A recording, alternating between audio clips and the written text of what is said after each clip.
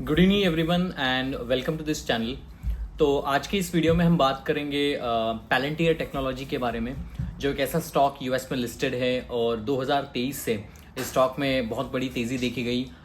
This is one of my personal investment also and it is one of my biggest multibagger over the period of time. तो इस company में ऐसे क्या business model था जिसकी वजह से मैंने इसमें इन्वेस्ट किया था, इसको समझने की कोशिश करेंगे इस वीडियो में। इस वीडियो में कंपनी के हिस्टोरिकल बैकग्राउंड को भी समझने की कोशिश करेंगे। बिजनेस मॉडल क्या है, रेवेन्यूज़ की स्ट्रीम्स क्या है, कौन कौन से प्रोडक्ट ये कंपनी बाज़ार में लाती है, किस तरीके से उनके रेवेन्यू स्प्लिट है, उसको समझने की कोशिश करेंगे। और जब हम मोट की बात करते हैं कि मार्केट में ऐसी कोई मोट होनी चाहिए कंपनी में जिस मोट के तहत मार्केट में मल्टी बैगर्स बनाने के बहुत ज़्यादा चांसेस होते हैं, उसको समझने की इसमें कोशिश करेंगे। Basically AI boom have helped the Palantir to reach where it is now because the Palantir is one of the pioneers of AI tools which they launched like AIPs and the Foundries। इस product के बारे में हम बात करेंगे जिनके through तो AI का एक बहुत बड़ा यूज़र इंटरफेस मॉड्यूल का ये जो स्टॉक है जो डेटा एनालिटिक्स के ऊपर काम करता है, तो इसको डिटेल में हम समझेंगे। लेकिन बिकॉज ऑफ द AI और टेलविंड इसमें थोड़ा सा PE एक्सपांशन भी बहुत अच्छी तरीके से हुआ। और दूसरी थिंग कि पहले निगेटिव प्रॉफिटेबिलिटी में कंपनी थी, कैश फ्लोज निगेटिव थे, जिसमें वो कैश पॉजिटिव आ गए। प्रॉफिटेबिलिटी क्वार्टर ऑन क्वार्टर के ऊपर अच्छी तरीके से परफॉर्मेंसेस करते रही। और सबसे इंपॉर्टेंट बात जो मुझे लगती है यूएस में, कि यूएस में बहुत सारी जो टेक्नोलॉजी कंपनी होती है वो driven and hunger by a CEO होती है। जो कंपनी का CEO जो होता है वो कितना हंगर है उसमें, कितनी पैशन है उसमें और किस तरीके से वो काम करता है। भले आप रॉबिनहुड की कंपनी की बात करें, भले आप माइक्रोसॉफ्ट की बात करें, भले आप गूगल की बात करें, कितनी भी छोटी मोटी कंपनियां हो, अगर उसके CEO में हंगर है तो as a investor there is a huge chance that we can make a lot of money in this companies. तो अगर एलेक्स कार्प जो पैलेंटियर टेक्नोलॉजीज के CEO है, उन्होंने भी अपनी जान झोंक दी इस कंपनी में और बहुत अच्छा परफॉर्मेंसेस क्वार्टर ऑन क्वार्टर के लेवल के ऊपर इस कंपनी ने किया। तो उसमें स्टडी करेंगे, समझेंगे कि किस तरीके से ये कंपनी काम करती है। तो इसके पहले मैं एक डिस्क्लेमर देना चाहता हूँ कि there is no buy and sell recommendation for this company that we are discussing. You can do your due diligence before you invest this companies because अभी वैल्यूएशंस बहुत महंगे हैं इस स्टॉक के। और AI की जो रैली चली आ रही है अप्रैल के लो से, वो बहुत ही अभी बढ़ चुकी है। तो this was one of my biggest stock and biggest some of the investment that I made in the last 2-3 years।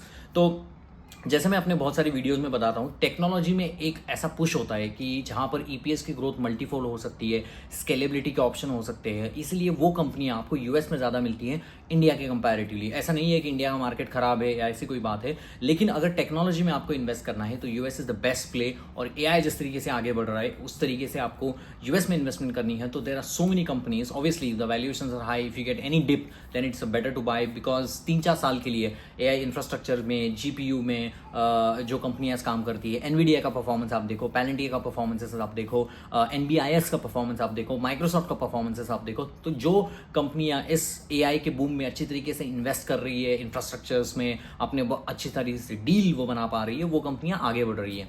तो वापस आते हैं पैलेंटियर टेक्नोलॉजीज के बारे में। तो पैलेंटियर टेक्नोलॉजीज है क्या? तो पैलेंटियर ये वर्ड है, ये बेसिकली एक पावरफुल सिक्रेटिव ऐसा वर्ड माना जाता है। अगर पैलेंटियर को आप इंग्लिश डिक्शनरी में बोलते हैं कि ये ग्रीक माइथोलॉजी से आया है। लॉर्ड ऑफ रिंग्स में ये जो बहुत बड़ा हेवी बॉल जो होता है, जिसका अर्थ ये होता है कि पावरफुल एंड सिक्रेटिव मिशन। तो जो स्पेस और अक्रॉस द लॉ में आपको देखा जाएगा, तो एक बहुत पावरफुल वर्ड है। तो 2003 में इस कंपनी की इस्टेब्लिशमेंट हुई थी। एलेक्स कार्प और पीटर थाइल ने यूएस में इसकी इस्टेब्लिशमेंट की थी। इनिशियल शुरुआती दिनों में ये कंपनी जो है यूएस गवर्नमेंट के साथ काम करती थी। इंटेलिजेंस ब्यूरो है यूएस का, मिलिट्री सर्विसेज है, डिफेंस सर्विसेज है, CII है, FBI है, इंटेलिजेंस ब्यूरो है, नेशनल सिक्योरिटी सर्विसेज है। इन सारे जो डिफेंस स्टेट डिपार्टमेंट्स है, ये सारे जो इंटेलिजेंस डिपार्टमेंट है, उनके लिए टूल बनाने के लिए, उनके लिए अलग अलग क्रिएटिव टूल बनाने के लिए और जिनको डिसीजन मेकिंग में हेल्प करने के लिए वो पहले कंपनी काम करती थी। लेकिन अगले आने वाले समय में 2003 से लेकर 2010 में ये कंपनी ने बहुत अच्छा परफॉर्मेंसेस किया और कंपनी ने डिफेंस के साथ अच्छा काम किया, यूएस मिलिट्री के साथ अच्छा काम किया। तो पहले इस कंपनी को माना जाता था कि ये एक secretive kind of technology company है जो यूएस गवर्नमेंट को हेल्प करती है। लेकिन जैसे जैसे दिन बढ़ते गए, कंपनी ने भी अच्छी डेवलपमेंट दिखाई, AI को लाया, बहुत अच्छे इंटीग्रेशंस किया। तो बहुत अच्छा काम किया और 2020 में इस कंपनी ने अपनी पब्लिक लिस्टिंग की और उसके बाद कंपनी की जो शुरुआत है वो बहुत ही अच्छी रही in terms of total contract value, वो जो यूएस गवर्नमेंट के साथ काम करते हैं। तो पैलेंटियर एक्चुअली करती क्या है, ये एक इंपॉर्टेंट क्वेश्चन है। तो पैलेंटियर आपने अगर देखा होगा कि ये क्या करती है कि एआई पावर्ड ऑटोमेशन करती है, AI powered automation for better decision making, AI powered automation for the better decision making. ये क्या करती है, एक सॉफ्टवेयर बनाती है जिस सॉफ्टवेयर की मदद से आप अपने जो कॉम्प्लेक्स डेटाज है, क्योंकि आप अगर देखोगे मिलिट्री सर्विसेज में आप जाओगे तो आपको मॉनिटरिंग के डेटा मिलते हैं, आपको सर्विलियंस के डेटा मिलते हैं, आपको सेंसर्स के डेटा मिलते हैं, आपको बैटलफील्ड के डेटा मिलते हैं, आपके लॉजिस्टिक के डेटा मिलते हैं, एनिमीज के डेटा मिलते हैं, आपके जियोग्राफी के डेटा मिलते हैं। लेकिन इन सारे डेटा को अगर साथ में लाओगे तो आपको एक डिसीजन भी तो लेना है ना कि एनिमी के किस डायरेक्शन में हमें जाना है या किस डायरेक्शन में नहीं जाना है, या हमें कौन सा थ्रेट आ रहा है, कौन सी एनिमी हमारे पास आ रही है। तो इन सारी चीजों के लिए, बेटर डिसीजन मेकिंग के लिए, इन डेटा को यूज करने के बाद अगर आपको एक ऐसे डिसीजन मेकिंग करना है, एक ऐसा डेटा पैटर्न्स को आपको देखना है, तो इसके लिए पैलेंटियर हेल्प करता है। तो पैलेंटियर एक ऐसा ब्लैक बॉक्स है, पैलेंटियर एक डिजिटल ओरेकल है, एक ऐसा ब्लैक बॉक्स है जो आपके सर्विसेज में, भले ही वो यूएस गवर्नमेंट हो या कमर्शियल गवर्नमेंट, कमर्शियल सर्विसेज में, कमर्शियल इंटरप्राइज हो, वहां पर इस सॉफ्टवेयर को एम्बेडेड करते हुए आप अपने कॉम्प्लेक्स डेटा पॉइंट को साथ मिला के एक बेटर डिसीजन मेकिंग आप कर सकते हो। तो ये एक एनालिस्ट जो होता है उसके लिए एक बहुत हेल्पफुल टूल या सॉफ्टवेयर बना के, डेटा पैटर्न्स बना के ये पैलेंटियर देता है। तो बहुत सारी हेल्प वो यूएस मिलिट्री की करता है। इसलिए मैं यूएस मिलिट्री का नाम इस अपने वीडियोस में बहुत ज़्यादा ले रहा हूँ, क्योंकि ये जो कंपनी है बहुत क्लोजली काम करती है यूएस सर्विसेज के साथ। इनका 55% रेवेन्यू जो आता है तो वो यूएस गवर्नमेंट से आता है। तो उनसे बहुत सारा उनको कॉन्ट्रैक्ट्स मिलता है, बड़े बड़े कॉन्ट्रैक्ट्स होते हैं, उसकी हम बात करेंगे वीडियोस में। वो स्टिकी कॉन्ट्रैक्ट्स होते हैं, नंबर ऑफ ईयर्स के लिए वो कॉन्ट्रैक्ट्स होते हैं, तो रिकरिंग रेवेन्यू आने की संभावना इसमें ज़्यादा होती है। तो जैसे मैंने कहा कि पैलेंटियर जो है वो एक एम्बेडेड सॉफ्टवेयर बनाती है और इस सॉफ्टवेयर को सेल करती है। अभी 55% ऑफ रेवेन्यू यूएस गवर्नमेंट से आता है और बाकी 45% जो रेवेन्यू है वो कमर्शियल इंटरप्राइज से आता है। कमर्शियल इंटरप्राइज मतलब जो कंपनियां मैन्युफैक्चर्स में काम करती है, जो कंपनियां फार्मास्यूटिकल्स में काम करती है, जो कंपनियां फाइनेंशियल सर्विसेज में काम करती है, जो कंपनियां एनर्जी स्पेस में काम करती है, उनके लिए भी ये अपने सॉफ्टवेयर को बेचती है सब्सक्रिप्शन लेवल के ऊपर, मतलब लॉन्ग टर्म कॉन्ट्रैक्ट्स के ऊपर, और उसको एम्बेडेड करके देती है। मतलब अगर मैंने सॉफ्टवेयर आपको दे दिया तो उस ऐसा नहीं है कि उसमें वॉक अवे वो कर जाएंगे, उसको एम्बेडेड कैसे करना है, आपके सिस्टम में कैसे डालना है, आपको कैसे ऑप्टिमाइज करना है, किस तरीके से आपको डेटा पॉइंट चाहिए, उस तरीके की ये हेल्प करते हैं और उनके इंजीनियर्स को वहाँ लगाते हैं और बहुत सारी सिमुलेशंस, एनालिसिस आप सबको करके देते हैं। और एक बार आपने वो सिस्टम एम्बेडेड कर ली तो आप लॉन्ग टर्म की तरफ से, मतलब आप 1 साल 2 साल का नहीं, 5 साल का कॉन्ट्रैक्ट करोगे इस कंपनी के साथ। इसीलिए इस कंपनी के पास बहुत सारे बड़े बड़े कॉन्ट्रैक्ट्स आते हैं, मिलियन बिलियन डॉलर्स में ये कंपनी जो है वो कॉन्ट्रैक्ट करती है। तो आई होप आपको समझ में आया होगा कि जो मैंने एक्सप्लेन किया पैलेंटियर्स के बारे में कि किस तरीके से वो कंपनी काम करती है।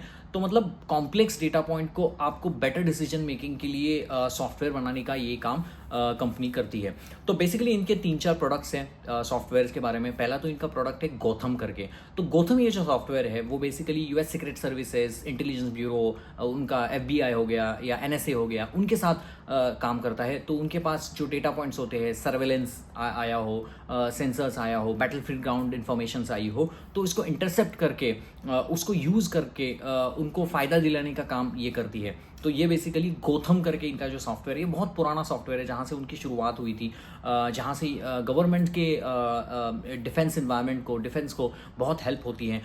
मान लो कि एक सिंपल सी बात है, कोई अगर हमारा युद्ध चल रहा है, वॉर चल रहा है, तो अगर कोई मिलिट्री का पर्सन है तो वो क्वेश्चन कर सकता है अपने सिस्टम को कि give me the threat that I am getting tomorrow, like getting today in the night from the from all the data point that is available. तो वो क्या करता है, उसके सामने बहुत सारे डेटा पॉइंट्स खोल देता है, बहुत सारे डेटा पैटर्न्स खोल देता है, और उसकी तरफ से तो यूएस गवर्नमेंट को, यूएस सर्विसेज को बहुत अच्छा फायदा मिलता है अपने डिसीजन मेकिंग के लिए। तो ये पैलेंटियर करती है गोथम के अंदर। दूसरा उनका जो बड़ा सॉफ्टवेयर है उसका नाम है फाउंड्री। तो एआई फाउंड्री करके उनका नाम है, फाउंड्री, पैलेंटियर फाउंड्री। तो पैलेंटियर फाउंड्री ये जो काम करती है वो कमर्शियल इंटरप्राइज की तरफ काम करती है। कोई मैन्युफैक्चरिंग कंपनी हो या कोई हेल्थ केयर की कंपनी हो, यूके में आपने देखा होगा एक एनएचएस करके कंपनी है, जो ये वैक्सीन रोल आउट उन्होंने किया था 2020 में, जो कोवैक्सीन आया तो नेशनल हेल्थ सर्विसेज करके यूके की सबसे बड़ी जो फर्म है। तो उनको क्या करना था, कोविड के टाइम में इनको डिटेक्शन रेट कितना आ रहा है, किस एरिया में कितना डिटेक्शन आ रहा है, उनको अलग अलग वैक्सीन को रोल आउट करना था, उनको वैक्सीन के प्लानिंग को अपने सिस्टम में डालना था कि कितने वैक्सीन लगेंगे, कितने लोगों को चले जाएंगे, कितने लोगों को नंबर ऑफ शॉट्स कितने दिए हैं, कितनी आपको नर्सेस लगेंगी, कितने आपको इक्विपमेंट्स लगेंगे। तो ये सारी चीज़ों को एनालाइज करने के लिए, डेटा पॉइंट्स करने के लिए फाउंड्री यूज़ हुआ था। तो फाउंड्री इसलिए यूज़ होता है कि एंटरप्राइज के लिए अपने सिस्टम को ऑप्टिमाइज करके और वहाँ पर आपको अच्छा डिसीजन मेकिंग के लिए हेल्प करती है। तो मतलब पूरा ऑप्टिमाइजेशन करती है, सिमुलेशंस आपको देती है, डेटा पैटर्न्स आपको देती है। तो ये फाउंड्री के अंदर पैलेंटियर जैसी कंपनी करती है।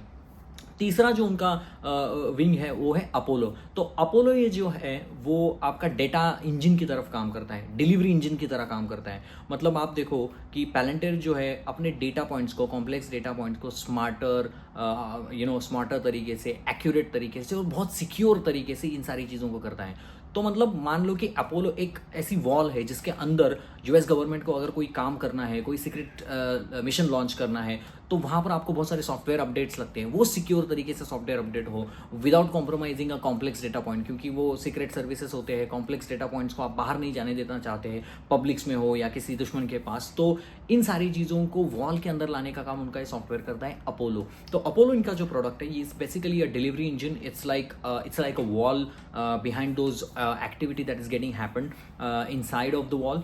तो उसको सिक्योर, स्मार्टर और एक्यूरेट बनाने का काम करता है without compromising a data point. तो ये बहुत अपोलो, ये उनका जो सॉफ्टवेयर है बेसिकली ये यूएस मिलिट्री सर्विसेज यूज़ करती है, इसलिए हमारे पास उतनी ज़्यादा इन्फॉर्मेशन नहीं होती है इन सारे तरफ से कि किस तरीके से एक्चुअली काम होता है। तो इन तीनों विंग से वो कंपनी बेसिकली काम करती है। 2024 में जहाँ से एआई की शुरुआत हुई, उन्होंने आर्टिफिशियल इंटेलिजेंस प्लेटफॉर्म ये करके उनका एक नया प्रोडक्ट लॉन्च किया। तो ये बेसिकली क्या करता है, आर्टिफिशियल इंटेलिजेंस प्रोडक्ट प्लेटफॉर्म, ये बेसिकली आपके वेरियस आप चैट जीपीटी देखोगे, उसके पीछे क्या होता है, लार्ज लैंग्वेज मॉडल होता है। तो लार्ज लैंग्वेज मॉडल ये चैट जीपीटी के लिए लगता है। तो बेसिकली ये आर्टिफिशियल इंटेलिजेंस प्लेटफॉर्म, मान लो कि कोई मैन्युफैक्चरिंग कंपनी है, जैसे मान लो कि एयरबस है, तो एयरबस के लिए अपनी एयरबस ये जो कंपनी आपको मालूम है कि बड़े बड़े एयरक्राफ्ट बनाती है, तो इसमें आप देखोगे कि कितने सप्लाई चेन के लोग वहाँ पर लगे, कितना मटेरियल सप्लाई होगा। कोई इंजन सप्लाई करेगा, कोई ग्लास सप्लाई करेगा, कोई किसी मटेरियल सप्लाई करेगा। तो वेरियस वेंडर के साथ कोऑर्डिनेशन करना कि सप्लाई चेन में थ्रेट कहाँ आ रहा है, सप्लाई चेन में डिस्ट्रप्शन कहाँ आने वाला है, कहाँ पर किसकी ज़रूरत है, इन सारे डेटा पॉइंट को एनालिसिस करने के लिए ये लोग एआईपी का यूज़ करते हैं, मतलब आर्टिफिशियल इंटेलिजेंस प्लेटफॉर्म का यूज़ करते हैं। तो बेसिकली ये लार्ज लैंग्वेज मॉडल को एम्बेडेड करना, तो मतलब वो काम क्या करती है एआईपी डिफेंस सर्विसेज में या एंटरप्राइज सॉल्यूशंस में इस चैटबॉट को मतलब ये लार्ज लैंग्वेज मॉडल का यूज़ करके आपको रियल टाइम इंफॉर्मेशन देती है।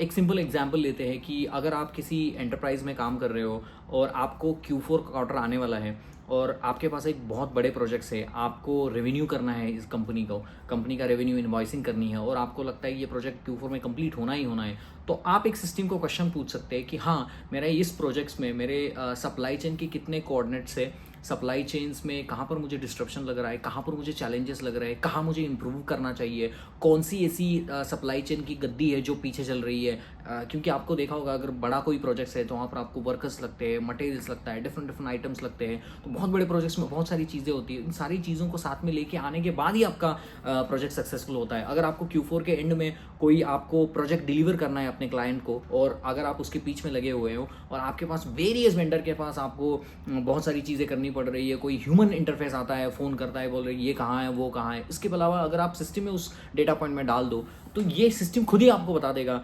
एआईपी कि भाई यहाँ पर आपको ध्यान देना पड़ेगा, यहाँ पर चीज़ें सही नहीं जा रही है। आपने देखा होगा बहुत सारे, अभी मैं भी काम करता हूँ तो मुझे पता है कि एआई की तरफ से आपको एक डेटा पैटर्न नज़र आते हैं। अच्छा ठीक है, ये प्रोजेक्ट इस तरीके से डिलीवर होना था Q4 में, लेकिन ये डेटा पॉइंट में मुझे लग रहा है कई उन्होंने दिया होता है कि रेड डेड बॉल्स होते हैं कि रेड बॉल से ये ग्रीन बॉल है, तो ग्रीन बॉल के ऊपर आप कंसंट्रेशन नहीं करते तो आप रेड बॉल के ऊपर कंसंट्रेशन करते हो। तो आपके सामने एक डेटा पॉइंट आ जाता है। अच्छा, मैं एक पावर प्लांट बिठा रहा हूँ तो वहाँ पर सिमुलेशन कर रहा हूँ, तो वहाँ पर मुझे नज़र आता है अच्छा पावर प्लांट के इस हिस्से में ये जो चीज़ें बहुत पीछे है, तो ये चीज़ आगे है। तो इन सारी चीज़ों को इंटरफेस करने के लिए एआई भी बहुत यूज़ होता है। तो ये सारी कॉम्प्लेक्स चीज़ों को ही पैलेंटियर हेल्प करता है, इसीलिए उसको सीक्रेट मशीन और पावरफुल सॉफ्टवेयर की तरफ ही देखा जाता है। तो जैसे मैंने कहा ये बहुत सारे कॉम्प्लेक्स प्रोजेक्ट्स होते हैं, तो इसीलिए पैलेंटियर जिसकी जैसी कंपनी को रिप्लेस करना बहुत मुश्किल हो जाता है। मैं ऐसा नहीं कह रहा हूँ कि माइक्रोसॉफ्ट नहीं काम कर सकती, ये नहीं काम कर सकता है, लेकिन ये बहुत समय से यूएस सर्विसेज के साथ काम कर रही है, कॉन्फिडेंस और बिल्ड ट्रस्ट हुआ है, और बहुत सारे प्रोडक्ट भी ये लॉन्च कर रहे हैं। अभी ऑन्टोलॉजी का नया प्रोडक्ट इन्होंने लॉन्च किया है, वो भी अच्छा है। I will encourage like every one of you who is watching this video, go and watch and understand the PPT presentation of Palantir. It is readily available. You can understand what kind of data analytics that they are doing. They are like saying like we are augmenting human decision through the complex of the data coming at the human. तो आप मान लो कि data analyst की बात करो तो बहुत सारे डेटा आपके पास आते हैं, लेकिन उसमें से आप करोगे क्या? क्योंकि एट द एंड ऑफ हमें डिसीजन लेना है ना। ये डेटा तो हमारे पास है, लेकिन एज अ सीईओ हो या ऐसी कंपनी का एंटरप्राइज कोई सप्लाई चेन मैनेजर हो, तो उसको तो डिसीजन लेना है ना, व्हाट शुड आई डू। तो that is most important, that decision making के लिए ये बहुत पैलेंटियर बहुत हेल्प करती है। तो जैसे मैंने कहा कि पैलेंटियर के पास बहुत सारे लोग इसको थ्रेट भी मानते हैं, क्योंकि कॉन्सेंट्रेटेड रेवेन्यू आता है। कभी कभी यूएस गवर्नमेंट के साथ कोई उनका लफड़ा हो गया, तो ये कॉन्सेंट्रेटेड रेवेन्यू बहुत कम क्लाइंट से आने के बाद तो उनको एक थ्रेट भी है कि आगे जाते हुए कोई यूएस गवर्नमेंट का कोई नया प्रेसिडेंट आ गया, वो बोलता है कि नहीं I don't want to work with the Palantir, तो इस कंपनी में थ्रेट हो सकता है, क्योंकि concentrated revenue US defence US intelligence से बहुत ज़्यादा इन कंपनी के पास आता है। तो ये थ्रेड हो गया। बुल केस क्या है कि यूनिक बिजनेस मॉडल है, इसको रिप्लेस आप करना मुश्किल है, और नए नए प्रोडक्ट भी लॉन्च कर सकते हैं आप। एलेक्स का आप जैसा अच्छा बिजनेस पर्सन आपका सीईओ है, वो भी इस तरीके से इसमें काम झोंक के काम कर रहा है। तो ये सारे उसके पॉजिटिव पॉइंट हो गए। और दूसरी चीज़, ये कंपनी जो थी 2023 के पहले निगेटिव प्रॉफिटेबिलिटी पे थी, इसीलिए स्टॉक लिस्ट मतलब स्टॉक 2020 में लिस्ट हुआ, उसके बाद कोविड आया एंड देन स्टॉक लाइक $7-10 के ऊपर था, फिर 39 के ऊपर गया और एआई की चलते, और फिर $10 के ऊपर आया। जब तक वो प्रॉफिटेबल नहीं थी तब तक स्टॉक एक ही जगह पर पड़ा था। जैसे ही वो प्रॉफिटेबल हुई 2023 के सॉरी मुझे याद है 2023 के सेकंड क्वार्टर में प्रॉफिटेबल हुई, गैप प्रॉफिटेबल बोलते हैं वहाँ पर यूएस में। तो जब वहाँ से ये कंपनी प्रॉफिटेबल हुई और कंपनी ने अपने गाइडेंस को बदला, वहाँ से कंपनी में बहुत तेज़ी आ गई, और आप देखते ही देखते 2 साल में ये कंपनी 20 गुना हो गई। यही तो मल्टीबैगर्स बनते हैं। आपको बहुत पहले आइडेंटिफाई किसी भी चीज़ को करना होगा, कंपनी के थीसिस के ऊपर एनालिसिस करना होगा। कंपनी का जो एलेक्स कॉप ये सीईओ है, वो 2023 के पहले से बोल रहा था कि 2025 में हम इतना रेवेन्यू करेंगे, उसको इतनी विजिबिलिटी थी, लेकिन मार्केट उसके ऊपर ट्रस्ट नहीं करता था। मार्केट जब भी ट्रस्ट करने लगा, जब उसकी गैप की प्रॉफिटेबिलिटी बढ़ती गई, उसके मार्जिन्स बढ़ते गए, उसके रेवेन्यूज बढ़ते गए। आज ये कंपनी कई जमाने में ऊपर $50 बिलियन की कंपनी थी, अभी $425 बिलियन की कंपनी बन चुकी है। तो you can see the humongous growth that this company has done over the period of time. आप मार्जिन देखोगे 50% मार्जिन के ऊपर, ऑपरेटिंग मार्जिन की बात कर रहा हूँ, ऑपरेटिंग प्रॉफिट मार्जिन की बात कर रहा हूँ, 50% की बात कर रहा हूँ। 30% से शुरुआत हुई थी, 35, 40, 45, अभी 46% का ऑपरेटिंग प्रॉफिट किया है। कंपनी ने 2025 के रेवेन्यू गाइडेंस को बदला है, चेंज किया है, एडवांस गाइडेंस उन्होंने दिया है। तो इन सारी बातों को पैलेंटियर बहुत आकर्षित करता है। थोड़ा बहुत हम इस वीडियो में Q2 के नंबर्स के ऊपर आते हैं। Q2 का जो रिसेंट क्वार्टर यहाँ पर हुआ था, तो कंपनी अभी $425 बिलियन की लगभग अराउंड कंपनी है। एक समय के बाद मुझे लगता है 2026-27 में एक 1 ट्रिलियन मार्केट कैप की कंपनी हो जाएगी। 2024 में S&P 500 जो बेस्ट 500 कंपनी होती है यूएस में, इसमें ऐड किया गया। तो आपको ये होता क्या है कि S&P 500 में कोई कंपनी ऐड हो जाती है, तो जो पेंशन फंड होते हैं, इन्वेस्टर्स होते हैं, जो म्यूचुअल फंड इन्वेस्टर्स होते हैं, उनको बाय डिफॉल्ट इस कंपनी को खरीदना पड़ता है। तो इसीलिए journey from non being a S&P 500 company and to inclusion of S&P 500 you can make a huge amount of money. क्योंकि क्या होता है, अगर कंपनी किसी S&P 500 में आ जाती है तो अपने आप वहाँ पर inflow of the money US में आ जाता है। और दूसरी चीज़ मैं अपने वीडियोस में बोलता हूँ कि यूएस में इन्वेस्टमेंट करने से आपको 3-4% करेंसी डिप्रिसिएशन का फ़ायदा होता है। मान लो कि इंडिया की करेंसी यूएस के डॉलर के अगेंस्ट बहुत बुरी तरह से डिप्रिसिएट होती रहती है, और उसकी वजह से 3-4% का आपका फ़ायदा उधर है। कंपनी अगर पैलेंटियर जैसी आपकी कंपनी अगर 10-12 गुना आपको पैसा बन के दे, तो आपकी तो लाइफ बन जाएगी। आपने अगर 10-12 लाख डाले होते तो करोड़ रुपए तो वैसे ही बन जाते होंगे। So this is simple kind of analysis why US is more attractive when the depreciating currency, एक समय के बाद मुझे लगता है अगर $100 मतलब $1 इज इक्वल टू 100 INR पहुंच गया, so I think it's more sense to invest in US. हाँ, यूएस का मार्केट थोड़ा सा रिस्की है, इंडिया के मार्केट के जैसा वो इतना म्यूचुअल फंड का उसको सपोर्ट नहीं है। वहाँ पर तो स्टॉक गिरते 25%, चढ़ते 25%, गिरते 25%। इसलिए मैं अपने वीडियोज़ में कह रहा हूँ कि no buy and sell recommendation of Palantir, but you have to study this company and analyse कि कंपनी किस तरीके से टेक्नोलॉजी में आगे बढ़ती है, किस तरीके से कंपनी अपना परफॉर्मेंसेस देती है। Q2 की अगर मैं बात करूँ तो कंपनी का जो रेवेन्यूज़ है $1 बिलियन का रेवेन्यू कंपनी ने अपने एक ही क्वार्टर में किया है। $1 बिलियन का रेवेन्यू, उसमें से अगर मैं इसमें दो विंग है। पहले तो एक यूएस डिफेंस सर्विसेज, जो यूएस गवर्नमेंट का रेवेन्यू आता है वो 55% आता है, 45% रेवेन्यू आता है जो आपका commercial enterprise, manufacturing, health care, financial, energy, इन सारे नॉर्मल कंपनियों के पास से आता है। तो उन्होंने जो कमर्शियल रेवेन्यूज़ का नंबर है वो 93% YOY% से बढ़ा है। अगर मैं यूएस गवर्नमेंट की बात करूं तो वहाँ पर 68% की ग्रोथ वहाँ पर हुई है। टोटल रेवेन्यू अगर मैं बोलूँ तो वो 48% से टोटल रेवेन्यू YOY लेवल के ऊपर बढ़ा है, क्वार्टर ऑन क्वार्टर के लेवल के ऊपर 17% से बढ़ा है। यूएस, टोटली यूएस की बात करूँ तो वहाँ पर 68% की रेवेन्यूज़ की ग्रोथ इस कंपनी ने दी है, क्वार्टर ऑन क्वार्टर के बेसिस के ऊपर 17% की ग्रोथ दी है। तो मतलब मोटा मोटी मैं कह रहा हूँ कि रेवेन्यू ग्रोथ, अगर टोटल रेवेन्यू ग्रोथ को मिलाऊँ तो उसमें से 48% की ग्रोथ है। यहाँ पर मैं कैश फ्लो की बात करूँ तो $569 मिलियन का कैश फ्लो इनके पास है। कोई डेट कंपनी के पास नहीं है। कंपनी जो है कह रही है कि 2025 में, नेक्स्ट फाइनेंशियल ईयर्स में तो वो $4 बिलियन का रेवेन्यू करेंगे पूरे साल में। तो कंपनी वहाँ पर भी अच्छा काम कर रही है। अगर आप कंपनी के मार्जिन देखोगे, जैसे मैंने ऑपरेटिंग मार्जिन की बात किया तो वहाँ पर 46% का मार्जिन है, वो भी बहुत बड़ा मार्जिन है, अच्छा मार्जिन वहाँ पर रखती है। मार्जिन हमेशा इम्प्रूव ही हो रहा है।